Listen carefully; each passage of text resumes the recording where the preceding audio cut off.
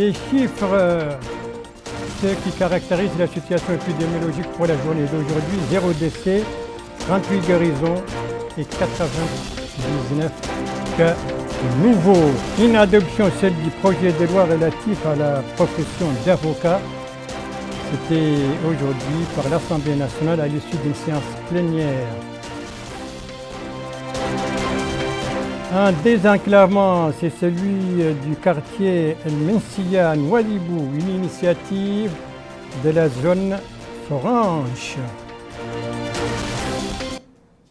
Voilà donc pour les principaux titres de votre journal. Et c'est parti, mesdames, mesdemoiselles, messieurs, bonsoir et bienvenue à votre 21h30 de ce samedi 3 juillet 2020. En 21h30 que nous commençons bien entendu par la diplomatie avec ce message de félicitations adressé par le président de la République à son homologue américain, message dans lequel le président Mohamed El-Ghazouani renouvelle à M.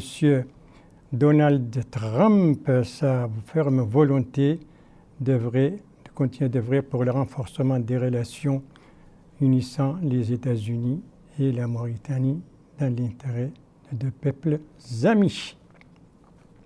Nous reviendrons bien entendu sur cette fête avec une cérémonie organisée par l'ambassade des États-Unis ici à Nouakchott. L'actualité parlementaire à présent avec cette séance plénière de l'Assemblée nationale tenue aujourd'hui et c'était présidé par le président de l'Assemblée nationale. Le gouvernement a été représenté par des ministres de la Justice car il s'agissait de discuter et d'adopter le projet relatif à la profession des avocats. Compte rendu Abdelrahman Hamad. L'Assemblée nationale, présidée par le député Cheikhoul Baya, son président, a pour objectif l'examen des projets de loi portant organisation de la profession d'avocat. Le gouvernement, après avoir constaté que tel qu'il était rédigé, le projet de loi, dans son article 85 notamment, ne réalisait pas l'objectif recherché, mais constituait un obstacle à l'application des autres articles, avait en effet demandé à l'Assemblée nationale de procéder à une deuxième lecture. C'est ainsi que la Commission de la Justice, de l'Intérieur et de la Défense a présenté son rapport sur la deuxième lecture de certaines dispositions de ce projet de loi. Dans son intervention devant le député, le ministre de la Justice, Dr Haïmoudou Ramdan, a défini les objectifs de la deuxième lecture de certaines dispositions du projet de loi, soulignant dans ce contexte la nécessité de modifier le contenu de l'article 85. Dr Haïmoudou Ramdan a précisé que la deuxième lecture permet aux avocats stagiaires de bénéficier des dispositions relatives à la période de 2 ans de stage avant d'être directement agréés pour la défense devant la Cour suprême sans affecter le reste du texte régissant la profession juridique. Il a affirmé que le gouvernement s'est appuyé sur la Constitution et a suivi les procédures prévues, comme le confirme la lettre qu'il a adressée à l'Assemblée nationale au sujet de la deuxième lecture de l'article 85 du projet de loi. De leur côté, les députés ont, dans leurs interventions, souligné l'importance du projet de loi qui constitue un cadre réglementant la profession d'avocat en Mauritanie. Certains députés ont considéré que cette revue du projet de loi ouvre la possibilité devant les députés de le rendre cohérent avec la Constitution et surtout l'article 10 qui porte sur la liberté de création ou d'adhésion aux associations politiques ou syndicales. Et enfin, les députés ont adopté les projets de loi portant organisation de la profession d'avocat. Voilà donc, puis maintenant cette information qu'on vient de me ramener à l'instant même.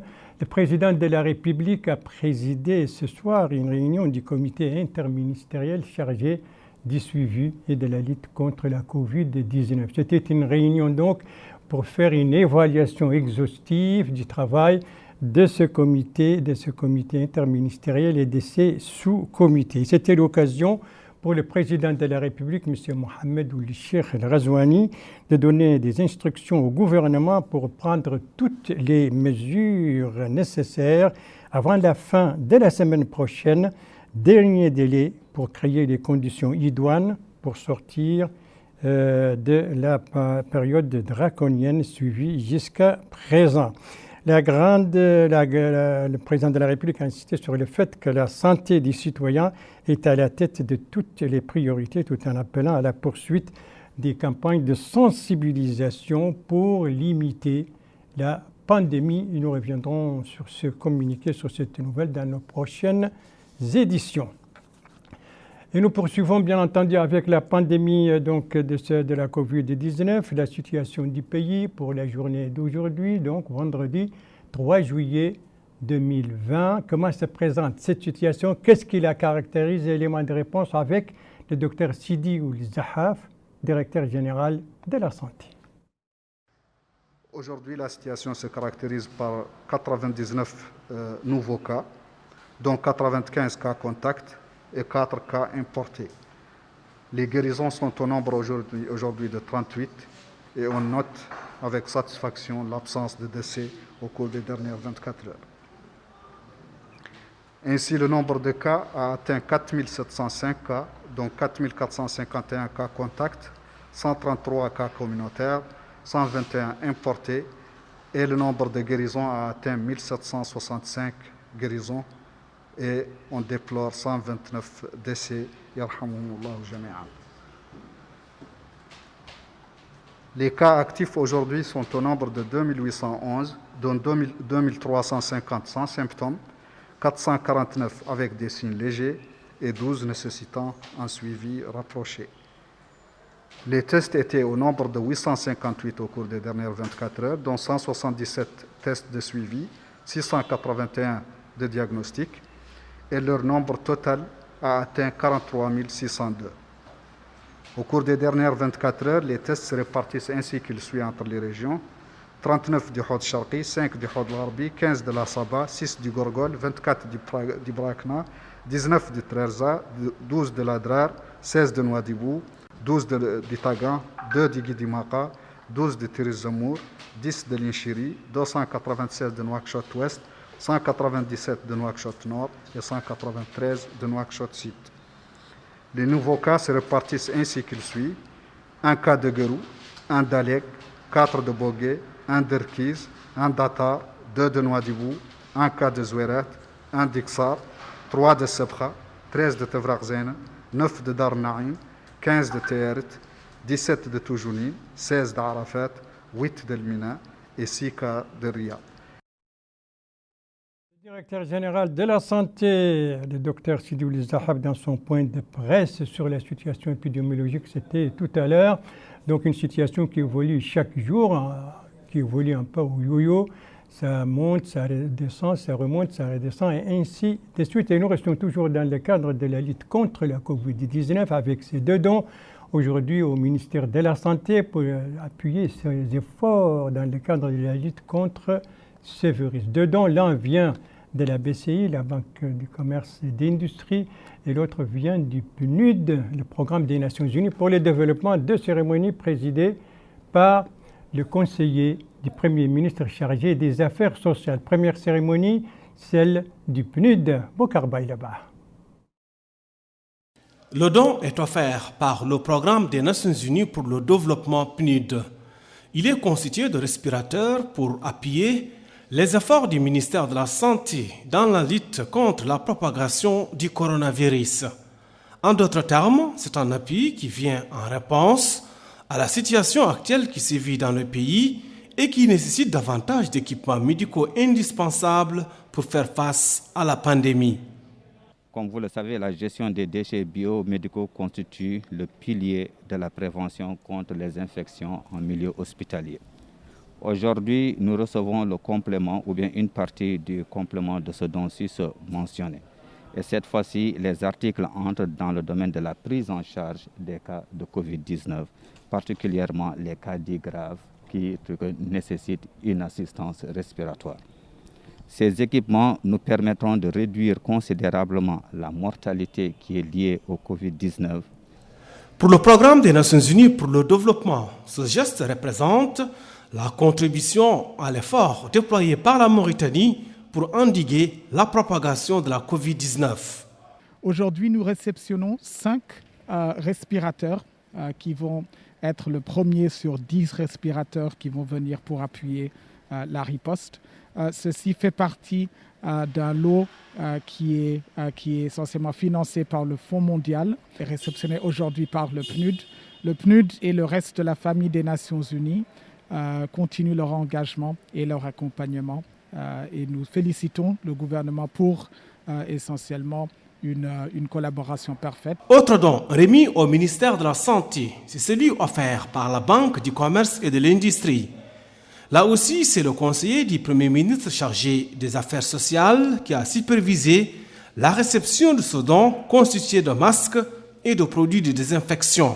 L'objectif est de soutenir les efforts du département dans la lutte contre la pandémie du coronavirus, un appui qui répond à la situation actuelle du pays marquée par la propagation du Covid-19. À chaque fois qu'on reçoit un don entrant dans le cadre de l'effort de la lutte contre le Covid-19 et qui nous parvient d'une succursale privée nationale comme la BCI, nous ne pouvons que nous en réjouir. Les items composant ce don entrent principalement dans la prévention contre les infections, qui est le premier pilier de la lutte contre toute maladie infectieuse. Il s'agit principalement de masques de type FPP2, de masques chirurgicaux, de gants, de blouses, de protection individuelle, de lunettes et de visières. Mais je ne peux terminer mes remerciements à l'égard de la BCI sans rappeler, il y a de cela quelques semaines, son Excellence Monsieur le Premier ministre Ismaïl Ould Bedewoul Cheikh Sidia, qui dirige la commission interministérielle chargée du suivi du Covid-19, a instruit l'installation de centres sanitaires à l'intérieur du pays pour la prise en charge des cas de Covid-19. Pour le président de la Banque du commerce et de l'industrie, Issermo Ould Tajidine, l'établissement se doit de contribuer à l'effort national pour faire face à la pandémie. Il a précisé que cet effort a permis jusqu'à présent d'en limiter la propagation. À noter que la remise du matériel s'est déroulée en présence de la secrétaire générale du ministère de la Santé, Halima Yahya, et de plusieurs responsables du département. Du matériel médical donc, dont de la BCI et du PNUD pour le ministère de la Santé pour appuyer ses efforts de lutte contre la Covid-19. Et c'est justement dans le cadre de cette lutte que se situe cette campagne de désinfection des mosquées. Une campagne lancée par le ministère des Affaires islamiques et de l'enseignement originel. Coup d'envoi aujourd'hui et c'est un compte rendu d'Abdelrahman Hamad. C'est à partir de la place Ibn Abbas que cette campagne de nettoyage et de désinfection des mosquées de Nouakchott organisée par les courants Al-Ahd al-Sadiq en collaboration avec le ministère des Affaires islamiques et de l'enseignement originel a été lancée sous la supervision du secrétaire général du ministère. Le secrétaire général, Dr Hamoudi Ould-Cheikhani, a affirmé dans un mot pour l'occasion que cette campagne était la deuxième du genre menée par le département au niveau national. Il a ajouté que la campagne qui vise une centaine de mosquées à Nouakchott a été organisée grâce à l'action volontaire du mouvement Al-Ahd al-Sadiq, un groupe de jeunes Mauritaniens qui entendent appuyer le département dans sa lutte inlassable contre la pandémie du coronavirus dans le pays. Pour sa part, le chef du courant Al-Ahd al-Sadiq, M. Mohamed El-Hamoud, a indiqué que l'engagement dans cette action intervient en réponse aux orientations du président de la République, M. Mohamed El-Cheikh El-Ghazouani, dans son programme électoral. M. El-Hamoud a remercié le ministère pour son soutien et sa supervision de la campagne. La campagne a d'abord ciblé la mosquée Ibn Abbas, puis d'autres mosquées de Nouakchott. Elle sera étendue ultérieurement pour couvrir d'autres wilayas du pays. Voilà donc pour cette campagne de désinfection des mosquées lancée par le ministère des Affaires islamiques et de l'enseignement originel dans le cadre de la lutte contre la Covid-19. C'est justement dans ce contexte marqué par cette pandémie du coronavirus qu'intervient cette année la fête nationale des États-Unis, célébrée chaque année le 4 juillet. Une fête à l'occasion de laquelle, je vous le disais au début de ce journal, le président de la République a félicité son homologue américain. Une fête célébrée, comme vous le voyez ici, à Nouakchott par l'ambassade des États-Unis. Une cérémonie qui s'est déroulée au siège de l'ambassade. Une cérémonie qui a été marquée par une levée de couleurs. Voilà, ça c'est donc au siège de l'ambassade des États-Unis. Aujourd'hui, c'était l'occasion pour l'ambassadeur des États-Unis en Mauritanie de faire une intervention dans laquelle il a parlé notamment de l'historique des relations mauritano-américaines, du G5, de la transition démocratique en Mauritanie, mais également il a situé la fête cette année dans un contexte tout particulier.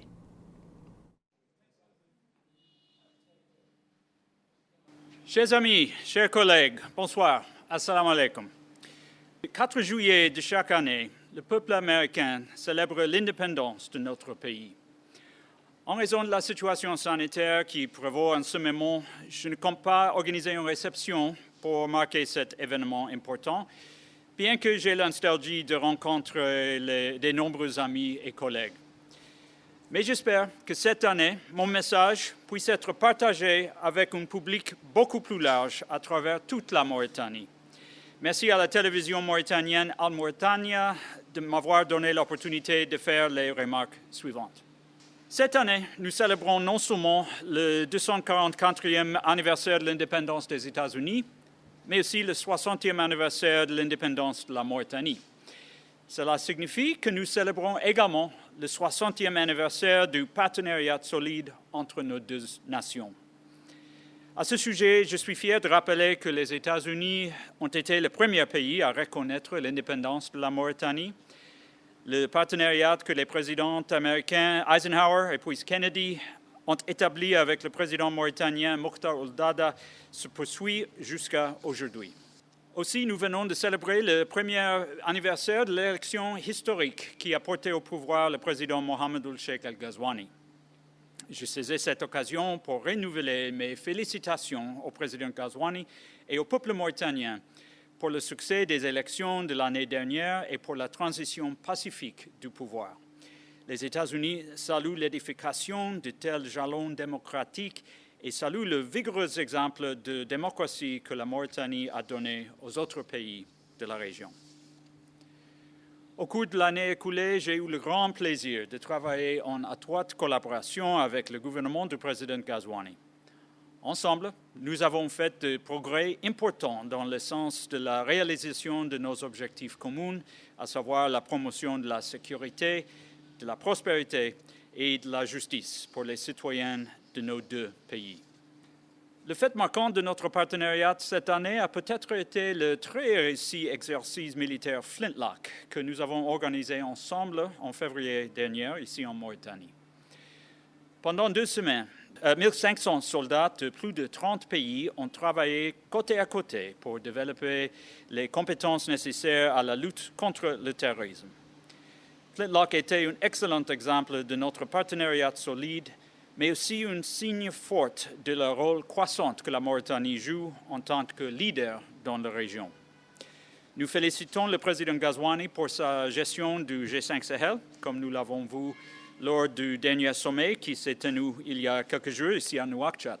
Les États-Unis continuent d'appuyer fermement le G5 Sahel ainsi que le travail accompli par la force conjointe du G5. Le G5 Sahel reconnaît qu'une sécurité durable nécessite plus que des simples efforts militaires. Elle nécessite un développement économique pour lutter contre la pauvreté et l'insécurité alimentaire qui frappent beaucoup de personnes au Sahel. Elle nécessite aussi l'accès à la justice et le plein respect des droits de l'homme. Ces questions étaient au cours de la campagne électorale du président Ghazouani. Ils sont les fondements du programme de son gouvernement et ils sont également au cours du partenariat croissant entre les États-Unis et la Mauritanie. Les événements dont nous avons été témoins dans mon pays le mois dernier, ça veut dire le mot tragique de George Floyd aux mains de la police et les manifestations qui l'ont suivi, rappellent que les États-Unis continuent de lutter contre les vestiges de l'esclavage chez nous. C'est aussi un rappel que le racisme et la discrimination continuent de toucher trop d'Américains, malgré les progrès que nous avons réalisés au cours des dernières 50 années. Mais à la suite de ces événements, mon pays est maintenant engagé dans un débat sur l'adoption de nouvelles mesures pour faire face au héritage troublant découlant de l'esclavage aux États-Unis, ce qui est très encourageant. Je sais que les Mauritaniens peuvent apprécier le débat en cours dans mon pays, puisque vous êtes engagés dans un processus parallèle. Les efforts en cours pour renforcer l'unité nationale, accroître l'accès à la justice, améliorer l'éducation et créer de plus grandes opportunités économiques en Mauritanie sont essentiels pour lutter contre les séquelles de l'esclavage et de la discrimination. Il y a quelques jours, le gouvernement de mon pays a publié son rapport annuel sur la traite des personnes. Je suis très heureux que ce rapport, comme d'ailleurs celui des droits de l'homme publié au début de cette année, ait reconnu et applaudi les efforts accrus fournis par le gouvernement mauritanien pour protéger les droits de l'homme. De nombreux défis demeurent cependant dans votre pays, tout comme dans le mien. Un débat franc et pacifique sur ces questions est la meilleure façon pour nos deux pays d'aller de l'avant. Les États-Unis continueront de soutenir et d'encourager les efforts de la Mauritanie pour promouvoir le respect, l'inclusion, la justice et l'égalité des opportunités pour tous ses citoyens. Permettez-moi d'aborder la question qui nous oblige de célébrer le 4 juillet virtuellement. La crise de COVID-19 a un impact énorme sur nos deux pays. En ce jour d'indépendance des États-Unis, je suis heureux de rappeler que mon pays a une longue et fière tradition de soutenir la santé publique partout dans le monde et en particulier en Afrique. À titre d'exemple, de nombreux épidémiologistes mauritaniens qui se sont révélés essentiels dans l'effort de dépistage du COVID-19 ont été formés par les Centers for Disease Control des États-Unis. Aussi, j'ai été très heureux de remettre au ministère de la Santé la semaine dernière du matériel d'analyse de haute qualité pour appuyer les efforts de dépistage du gouvernement mauritanien. Et comme les États-Unis sont un pays qui se distingue par le dynamisme de ses entreprises et sa société civile, le soutien américain à la santé publique dans le monde signifie beaucoup plus que simple aide de gouvernement à gouvernement. Par exemple, la Fondation Gates est très active dans le soutien des efforts de la Mauritanie pour améliorer la capacité de réponse au COVID-19. Chers amis, même si les États-Unis et la Mauritanie sont séparés par un océan, les deux pays ont beaucoup de choses en commun. Au cours des 12 derniers mois, ce partenariat vieux de 60 ans est devenu plus profond et plus important pour tous les deux pays. Je reste extrêmement optimiste quant à l'avenir de la Mauritanie. Ma femme, John, et moi-même sommes ravis de pouvoir survivre ici en Mauritanie et de continuer de travailler avec vous tous pour réaliser le plein potentiel de notre partenariat. Merci de vous joindre à nous pour célébrer le 4 juillet. Merci pour votre amitié et votre hospitalité. Vive le partenariat entre la Mauritanie et les États-Unis. Et une chose très importante, s'il vous plaît, n'oubliez pas de porter votre masque pour protéger vous-même, votre famille et votre communauté. Je vous remercie. Voilà, l'ambassadeur des États-Unis à l'occasion donc de la célébration de la fête nationale de son pays, c'était une cérémonie organisée donc au siège de l'ambassade, l'ambassadeur qui donc respecte les mesures préventives contre la COVID-19. Autre aspect de cette actualité nationale qui n'a rien à voir avec la COVID-19, avec cette conférence organisée donc par l'Association pour la promotion de l'artisanat. C'était aujourd'hui dans le centre culturel de la région de Nouakchott. Sous quel thème a été organisée cette conférence, Abdoulaye Demeba? Subvention des produits locaux, gage de notre autosuffisance, tel est le thème de cette conférence qui est organisée par l'Association mauritanienne pour la promotion de l'artisanat. Cette activité dont l'objectif est la promotion de l'artisanat local vise à lutter efficacement contre la COVID-19. Maklaha Mintlili, chargé de mission au ministère de la Culture, de l'Artisanat et des Relations avec le Parlement, a fait part de l'importance de s'engager dans le cadre de la lutte contre le coronavirus. Elle a par ailleurs mis en avant les efforts qui ont été déployés par les autorités du pays, dont cette campagne nationale menée visant à endiguer la propagation de la COVID-19. Par la suite, Eminetou Mint Douyoum, présidente de l'Association mauritanienne pour la promotion de l'artisanat, a exprimé l'importance de l'artisanat ainsi que sa contribution pour le rayonnement culturel du pays. Les participants à ces rencontres ont par la suite visité cette exposition qui a été préparée dans ce cadre. Il s'agit de l'exposition de plusieurs articles dont des masques, des gants, des blouses, des chaussures entre autres. Ces différents outils qui ont été exposés ont été fabriqués par des artisans du pays afin de lutter contre le chômage, la pauvreté et tendre vers l'autosuffisance, particulièrement en matière de chaussures. Voilà donc pour cette conférence sur l'artisanat, une conférence donc où que la Covid-19 était là avec ce matériel contre donc ce virus. Voilà, on va parler maintenant pluie car 4 de nos wilayas agro-pastorales ont été arrosées durant les dernières 24 heures. Il s'agit du Hod El Gharbi, de la Saba, du Gorgol et du Guidi Maha. Des hauteurs de pluie qui varient entre 1 mm et 91 mm. Les détails de tout cela, on va les suivre.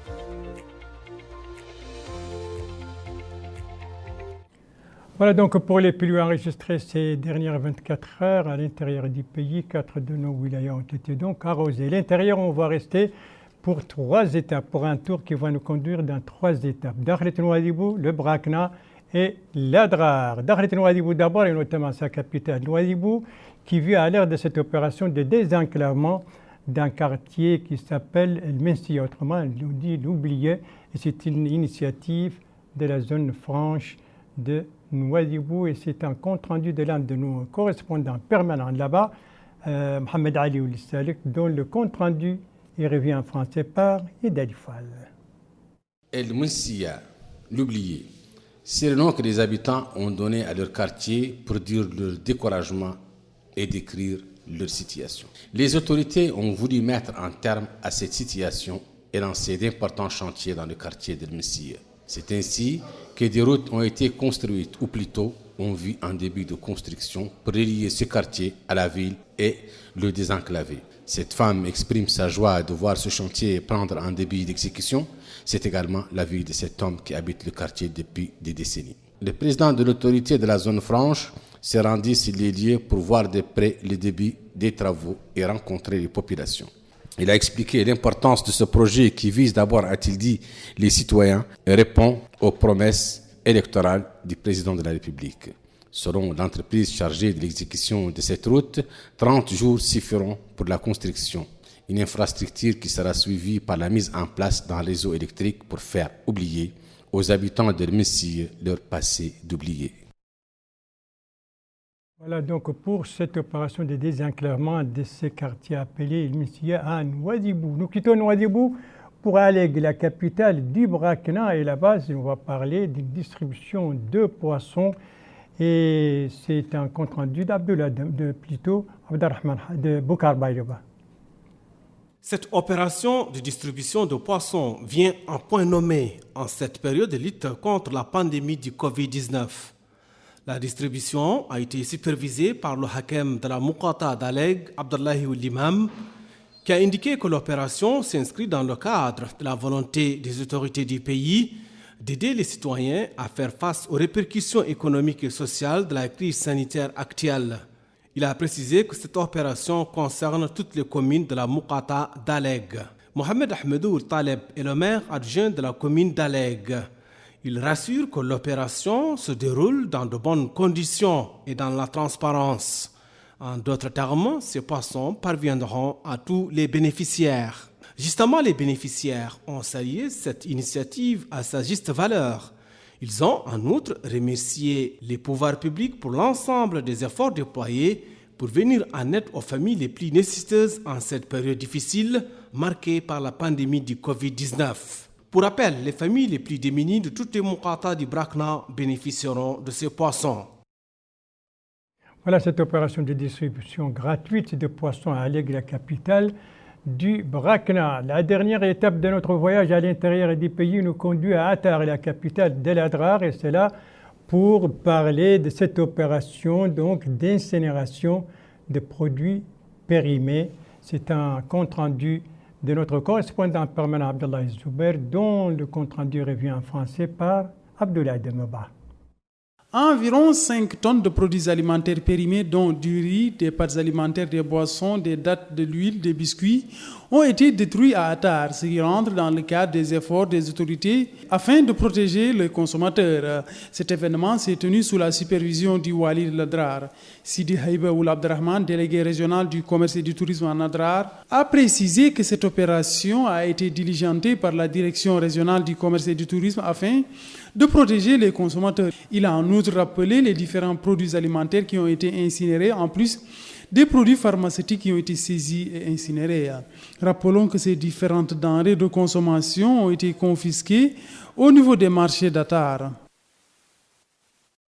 Voilà cette opération d'incinération des produits alimentaires périmés. C'était à Attar, la capitale de l'Adrar. Et ce journal est à présent terminé. Merci à vous, madame, mesdemoiselles, messieurs, de l'avoir suivi. Merci bien entendu aux équipes rédaction et techniques qui ont participé à sa conception. Je vous en rappelle les principales informations. Ici, le directeur général de la santé qui donne donc la situation épidémiologique pour la journée d'aujourd'hui, caractérisée par 0 décès, 38 guérisons et 99 cas nouveaux. Ici, c'est à l'Assemblée nationale, une séance plénière aujourd'hui, qui est en présence du ministre de la Défense et qui a été l'occasion pour les députés de discuter et d'adopter un projet de loi relatif à la profession d'avocat. Et ici, c'est à Nouadhibou, notre capitale économique, cette opération de désenclavement du quartier Moussia, autrement dit l'oublié, une initiative de la zone franche de Nouadhibou. Voilà.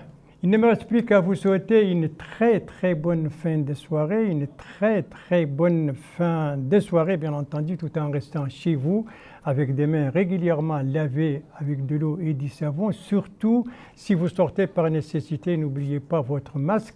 Et au départ et au retour à la maison, bien, il faut se laver les mains. N'oubliez pas non plus de respecter les distances, la distance sociale, au moins 1 mètre des autres. Prenez soin de vous pour vous protéger, pour protéger les autres, ensemble pour nous protéger tous.